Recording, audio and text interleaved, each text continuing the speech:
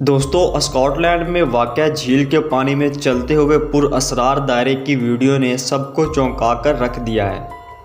Internet پر viral ہونے والی ایک ویڈیو کے مطابق اسکاٹ لینڈ میں واقع جھیل کے کنارے پر کھڑے شکاری نے پانی میں چلتا ہوا پر اسرار دائرہ دیکھا۔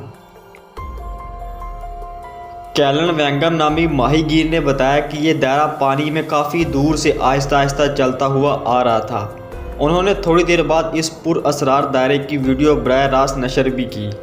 ویڈیو میں دیکھا جا سکتا ہے کہ یہ پر اسرار دائرہ کنارے پر لگے پودوں کے پیچھے سے نمودار ہوا جو پانی میں مخصوص راستے پر چلتا دوسری طرف گیا۔ ایک موقع پر تیز روشنی بھی ہوئی جس کی وجہ سے منظر ایک سیکنڈ کے لیے روشن ہو گیا۔